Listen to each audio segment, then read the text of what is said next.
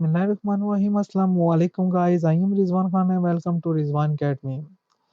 Guys, कल मैंने vaccination का जो है वो रजिस्टर करने का बताया था कि आप अपनी वैक्सीनेशन जो आपने अपनी होम कंट्री से ली हुई है उसको कैसे रजिस्टर कर सकते हैं अल हुसन ऐप में, ठीक है? और आईसीए के थ्रू, वेबसाइट के थ्रू आप उसको कैसे रजिस्टर करना है।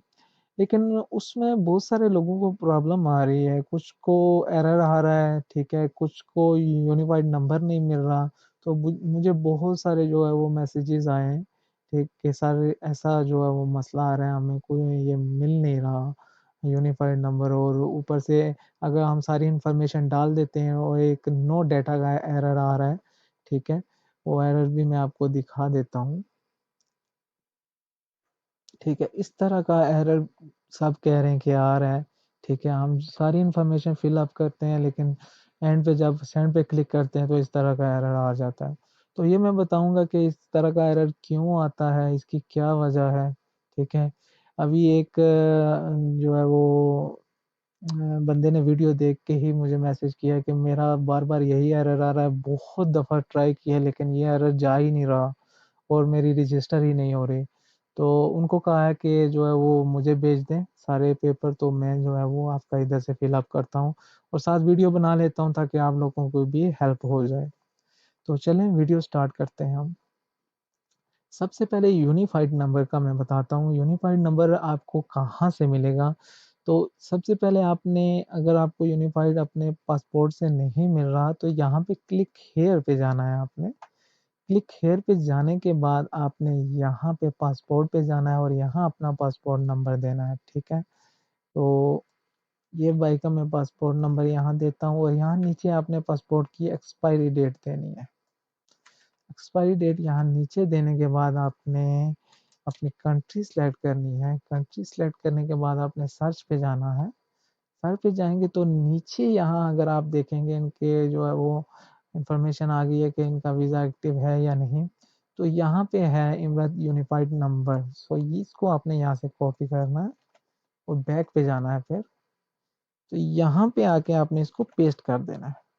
पेस्ट करने के बाद दूसरे नंबर पे नाम आता है, तो नाम यहाँ पे आपने लिखना है, ठीक है? नाम याद रहे जो आपके पासपोर्ट पे है, ठीक है? आपके वीज़ा पे है वही नाम आपने यहाँ एंटर करना है, ठीक है? तो यहाँ पे जब आप क्लिक करेंगे ये खुद ब खुद अरबी ज़ुबान में यहाँ आ जाएगा। कुछ लोग पूछ रहे थे अरबी ज़ुबान में कैसे लिखना है, तो ये खुद ब खुद आ जाता है, आपको लिखने की ज़रूरत नहीं है। उसके बाद आपने अपनी कंट्री सेलेक्ट करनी है, ठीक है? उसके बाद आपने डेट ऑफ बर्थ लिखनी है अपनी, पैदाइश का दिन, ओके?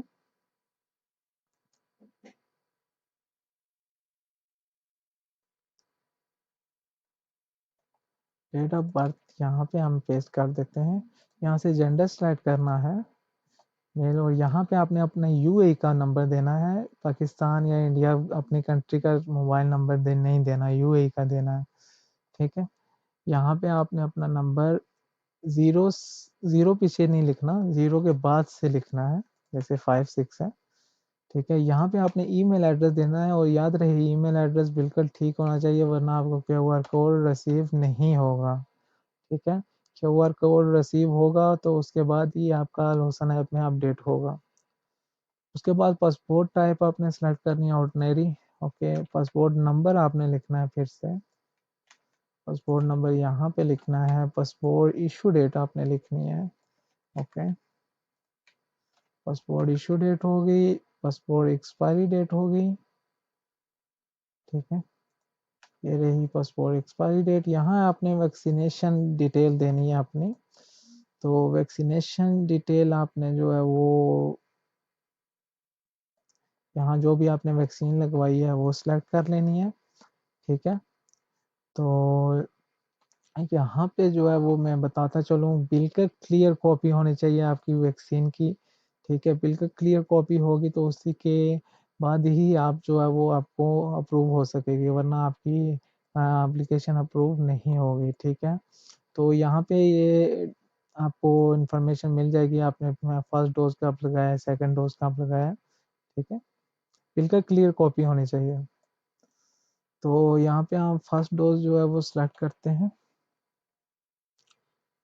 ठीक है, फर्स्ट डोज हो गया हमारा डेट, ये फर्स्ट डोज की डेट होगी, और ये सेकंड डोज की डेट होगी,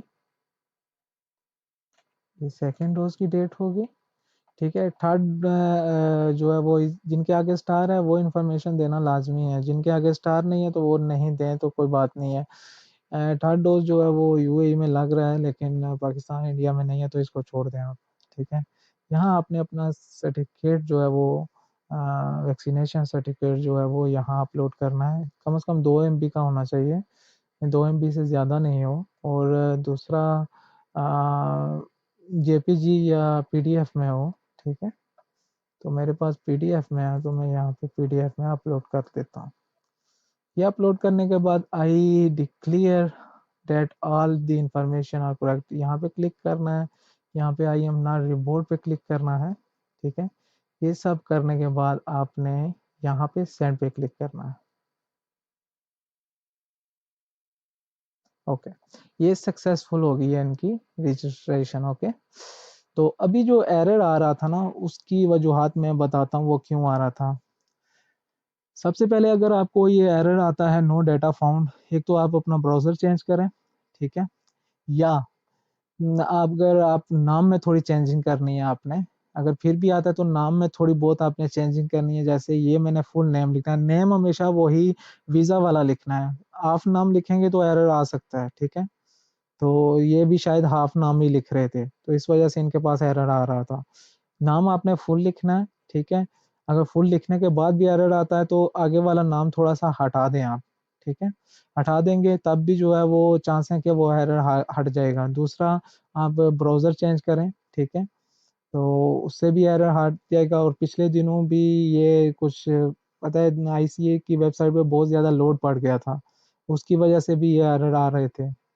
ठीक है, तो ये चीज़ें करेंगे आप तो आपका ये नो डाटा वाला एरर नहीं आएगा, ये मैं गारंटी के साथ कहता हूँ। ओके, आई होप आपको इस चीज़ का समझ लग गई होगी। फिर भी कोई सवाल है तो आप नीचे कमेंट बॉक्स में पूछ सकते हैं, और प्लीज़ मेरे चैनल को सब्सक्राइब करें अगर मेरी वीडियो आपको हेल्पफुल लगती हैं तो, और वीडियो को लाइक भी करें। ठीक है, तो और बात है कि इंडियन मेरे जो दोस्त हैं वो बहुत ज़्यादा पूछ रहे हैं कोविशील्ड के बारे में, क्या हम कोविशील्ड लगा के वैक्सीन, इंडियन वैक्सीन लगा के यूएई में एंटर हो सकते हैं? तो भाईजान अभी तक कुछ कंफर्म नहीं हुआ है उसका। ठीक है, उसके वो लगा के आप आ सकते हैं या नहीं। दुबई में तो आप आ सकते हैं क्योंकि वहाँ वैक्सीन सर्टिफिकेट की ज़रूरत नहीं है। दुबई में वही आ सकते हैं जिनके पास दुबई का वीज़ा है। रही बात अबू धाबी, शारजाह वालों के लिए, तो वो अभी तक यूएई ने जो है वो क्लियर नहीं बताया है कि आप आ सकते हो या नहीं आ सकते। ठीक है? इसलिए मैं आपको ये चीज़ बताता चलूँ कि जो भी आपको ये चीज़ें सारी क्लियर, अपनी वैक्सीन जो है वो रजिस्टर करने के बाद, ठीक है, अप्रूवल लेने के बाद, ये सब चीज़ें करने के बाद एक दफ़ा लाज़मी अपनी एयरलाइन से पूछें कि ये चीज़ें मेरे पास हैं। ठीक है? तो क्या मैं ट्रैवल कर सकता हूँ? मैंने ये वैक्सीन लगवाई है, मैंने रजिस्टर करवाई है, तो क्या मैं ट्रैवल कर सकता हूँ यूएई के लिए? ठीक है? तो कोई भी बंदा, मैं यही सजेस्ट करूँगा, कोई भी बंदा अपनी एयरलाइन से बात किए बिना टिकट बुक ना करे। ये ना हो आप एक एयरलाइन का टिकट 1-1 लाख रुपए में बुक कर लेते, और आपको जब बोर्डिंग आए और आपकी बोर्डिंग ना हो, और आपको एयरपोर्ट से ही घर वापस जाना पड़े और आपका 1 लाख रुपया भी ज़ाया हो जाए, तो ये अच्छी बात नहीं है। इसलिए मैं इंडियन फ्रेंड को भी बोलता हूँ और पाकिस्तानी फ्रेंड को भी ये बोल क्लियर करना चाहता हूँ ये बात, कि जो मर्ज़ी कोई कहे, एजेंट कहे, जो मर्ज़ी कोई कहे, आपको ले जाने वाली आपकी एयरलाइन ही होगी। ठीक है? तो आपने अपनी एयरलाइन से ये बात लाज़मी डिस्कस करनी है कि मेरे पास ये डॉक्यूमेंट हैं, मैंने अपनी कंट्री से ये वैक्सीन ली है, तो क्या मैं शारजाह या अबू धाबी में एंटर हो सकता हूँ या नहीं हो सकता? ठीक है? आपकी एयरलाइन अगर आपको अलाउड करती है, थोड़े ज़्यादा पैसे भी ले लेती है, तो आप जो है वो उसका टिकट बुक करवा लें, अगर आपकी एयरलाइन आपकी इस चीज़ की ज़िम्मेदारी लेती है। बाकी किसी एजेंट का, किसी दूसरे बंदे का यकीन नहीं करें, ओके? सिर्फ़ अपनी एयरलाइन के ऊपर डिपेंड हों, अगर वो कहती है कि अभी रुक जाएँ, अभी नहीं, तो अभी रुक जाएँ। नेक्स्ट मंथ तक सब हालात ठीक होने वाले हैं, इंशाअल्लाह। बहुत अच्छी खुशखबरियाँ आने वाली हैं नेक्स्ट मंथ में। तो तब तक थोड़ा-सा भाईजान वेट कर लें, ओके? मेरे इंडियन फ्रेंड्स भी और पाकिस्तानी। पाकिस्तानी भी अगर सारी चीज़ें क्लियर करने के बाद भी अगर टिकट बुक करवाते हैं तो अपनी एयरलाइन से पहले बात करें, ओके? आई होप आपको सारी चीज़ें क्लियर हो गई होंगी। किसी को कोई डाउट नहीं होगा, अगर फिर भी कोई डाउट है तो कमेंट बॉक्स में आप पूछ सकते हो।